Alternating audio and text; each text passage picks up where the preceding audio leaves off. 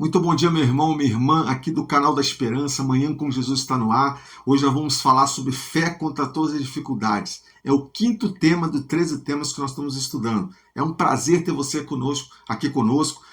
Seja muito bem-vindo ao canal da Esperança, Manhã com Jesus. E eu quero ler com você, desde já, Salmo 119, verso 11, porque tem a ver com o nosso estudo. A importância de a gente guardar as palavras de Deus, as palavras desse livro em nosso coração. Aqui diz o seguinte: guardo no coração as tuas palavras para não pecar contra ti. Davi diz aqui que estava guardando as palavras de Deus em seu coração, no mais profundo da sua alma. Não sei se você lembra quando Jesus esteve no deserto, Satanás chegou para o tentá-lo.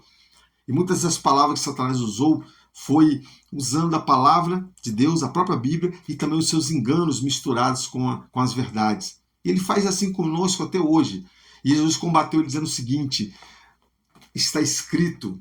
Todas as tentações que Satanás fez contra Jesus respondeu: está escrito. E eu e você, hoje mais do que nunca, precisamos ter guardado no nosso coração as tuas palavras, as palavras desse livro, a palavra de Deus, o Deus Altíssimo, Todo-Poderoso. Devemos cravar em nosso coração essas palavras para que a gente possa dizer a mesma coisa quando as tentações vierem sobre nós. Está escrito.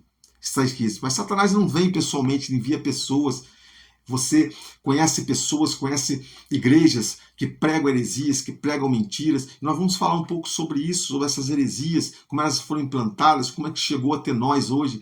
E a gente precisa estar preparado para alcançar a salvação, para andarmos diante da verdade, para que nosso caminho seja iluminado. Nós temos que estar apegados a esse livro, a palavra de Deus. Então seja muito bem-vindo. Vamos começar agora nosso estudo. Eu quero contar com você, que você compartilhe essa mensagem, dê o seu apoio, dê o seu like, sua curtida e comente no final se o Espírito Santo tocar no seu coração.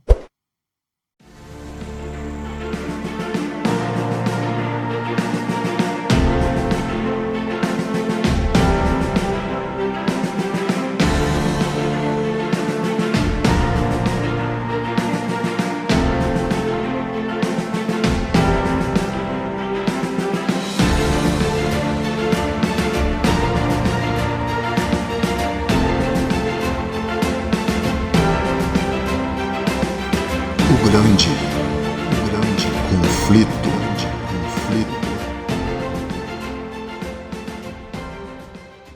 Deixa eu trazer um texto para você.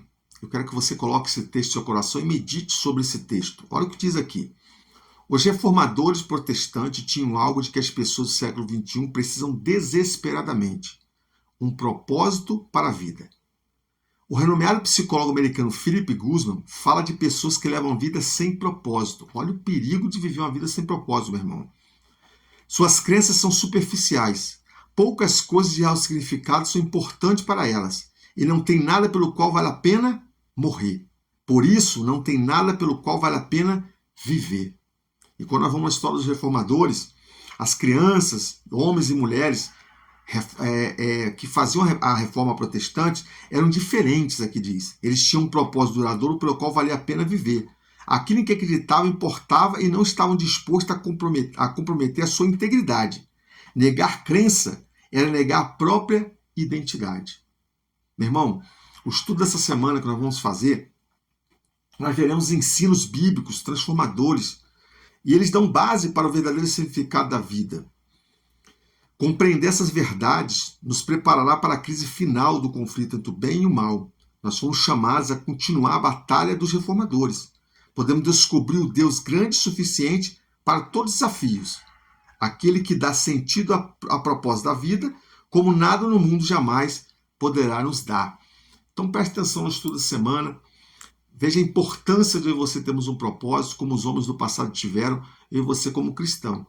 Nós devemos ter propósito, porque é esse propósito que vai nos fortalecer também, além da palavra de Deus, estar no nosso coração, ele que vai nos dar base para alcançarmos a vida eterna. Vamos a uma pergunta interessante que tem como tema fé contra todas as dificuldades. O que constitui a base doutrinária do cristão? Será que é somente a Bíblia? Ou há outros elementos extrabíblicos que precisam ser considerados, tais como o magistério da igreja, tradição oral? Deixa no seu comentário aqui sobre o que você diz. O que você acha? Aqui se encontra a principal diferença entre os protestantes e os católicos. Para os protestantes, meu irmão, a Bíblia, e somente a Bíblia constitui a regra de fé e a prática para o cristão, sendo ela a única fonte doutrinária segura para ele andar. Para os católicos, a Bíblia não pode ser a única fonte doutrinária. Para o católico, a Bíblia seria apenas um livro fruto da igreja e, portanto, a ela subordinada.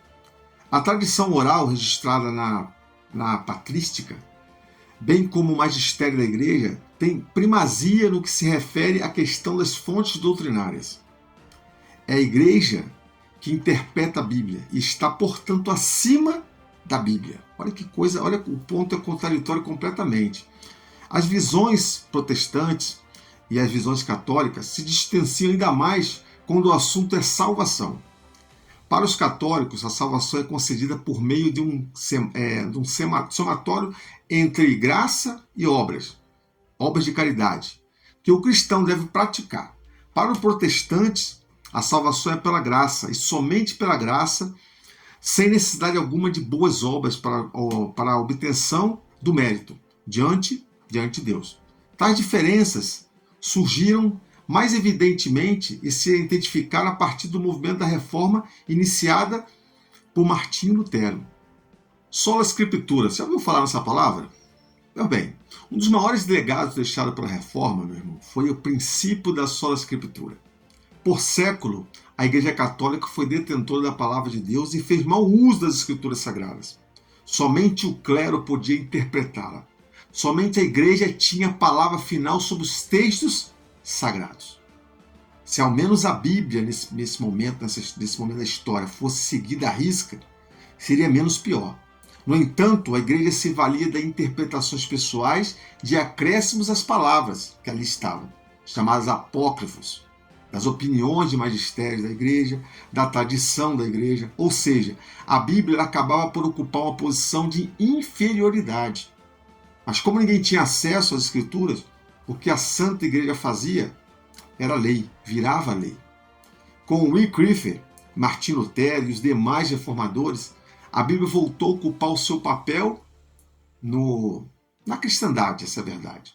Os enganos promovidos pela Igreja durante séculos foram desmascarados à luz da palavra de Deus. Os princípios do sola scriptura, somente a escritura traduzindo, sola fide, somente a fé, solo gratia, somente a graça, solo Christi, somente Cristo, e a solo Deo glória, somente a Deus, a glória, estava em contraste com as enormes exigências e o pavor que a igreja impunha sobre o cidadão. Ao mesmo tempo, a simplicidade do evangelho contrastava com a pompa e a ganância do clero, fazendo com que as pessoas preferissem a leveza e a liberdade da cruz, a ter que viver na opressão e na masmorra da falsa religião.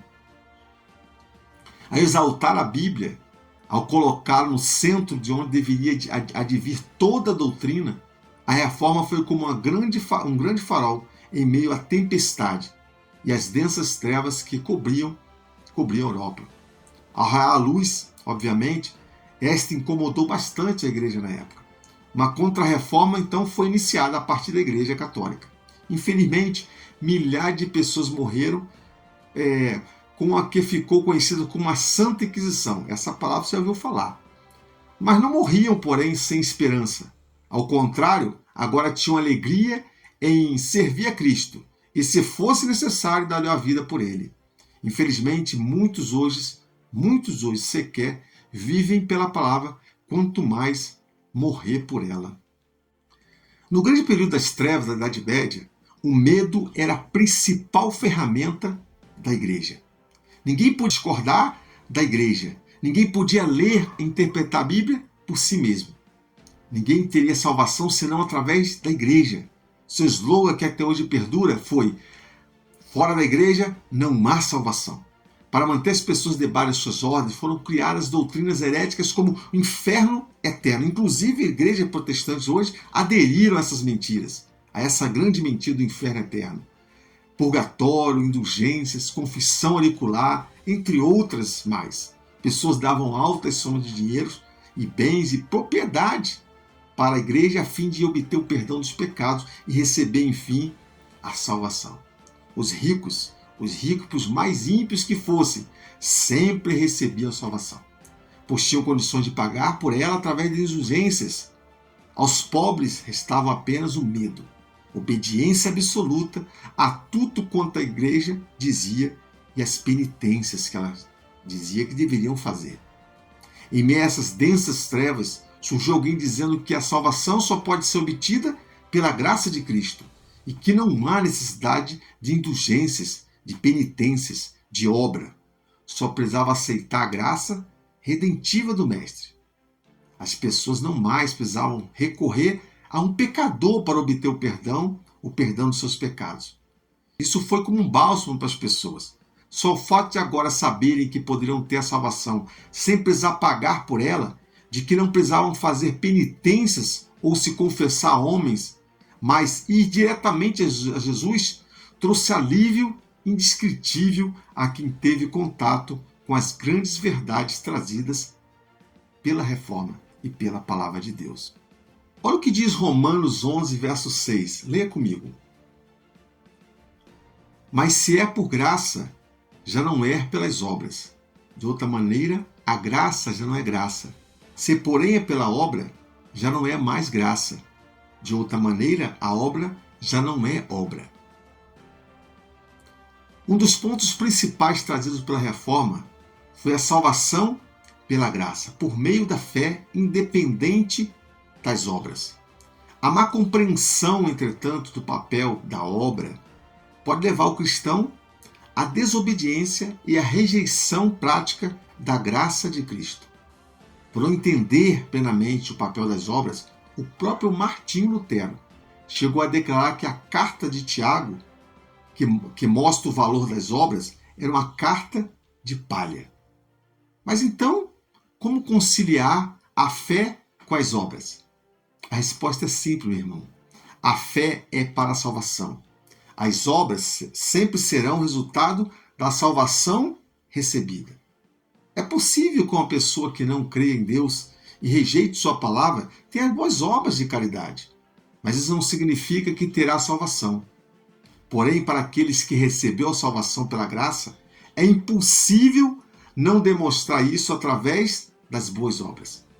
Veja bem, Satanás pode até se transfigurar em anjo de luz, mas um anjo de luz jamais se transfigurará em Satanás. O texto que talvez sintetize melhor o papel da graça, fé e das obras, seja a passagem clássica de Efésios 2, 8 a 10. Olha o que diz aqui. Pela graça sois salvos, por meio da fé. Isto não vem de vós, é dom unicamente de Deus. Não vem das obras, para que ninguém se glorie. As pessoas leem até aqui e param. Mas o verso 10 traz exatamente o papel e o valor das obras. Olha o que diz aqui. Porque sois feitura sua, criados em Cristo Jesus para as boas obras, as quais Deus preparou para aqueles que andassem nelas. Note que as boas obras existem para andarmos nela e foram preparadas por Deus. Ele não é contra as boas obras. Todo cristão deve ter obras. A única coisa que não pode fazer é achar que tais obras sejam meritórias. Isto é, que elas tenham qualquer valor salvífico ou que contribuam em um mínimo que seja para a sua salvação. Enfim, podemos concluir que ficou claro, a única regra de fé e prática, para mim e para você como cristão, deve ser a Bíblia. Rejeitamos o magistério da igreja, as tradições orais, ou qualquer outra coisa que se ponha como fonte doutrinária ou acréscimos às doutrinas das Escrituras Sagradas. Quanto à salvação, ela é apenas pela graça por meio da fé. Nenhuma indulgência, nenhuma obra pode contribuir, no mínimo que seja, para a salvação. Não há possibilidade de que as obras humanas, por melhores que sejam, obtenham mérito salvífico, visto que as nossas justiças são simplesmente trapos de imundície. Dependemos, portanto, das obras e do mérito de Cristo. Elas, sim, são perfeitas e podem substituir as nossas que são falhas e defeituosas. Com isso concluído, eu peço a você que incline a sua cabeça, eleve seu coração a Deus e vamos falar com Ele agora em oração. Maravilhoso Deus e bondoso Pai, louvado seja o Teu nome. Louvado porque compreendemos hoje que as obras nossas não servem de nada, mas as obras que Cristo fez, o sacrifício dele na cruz e a sua graça, é delas que nós precisamos para pôr no nosso coração. Que a sua palavra, ó Deus, entre no nosso coração, modifique e nos prepare para os combates que venham necessitar nessa vida, para que não sejamos pegos pelos enganos, a maldição de Satanás, mas possamos manter firmes sempre na sua palavra. Sua palavra é nossa regra de fé e viver e prática. Em nome de Jesus te louvamos e te agradecemos. Amém, amém, amém. No chão, onde todo que chega cansado, tranquilo descansa o seu coração. A graça se explica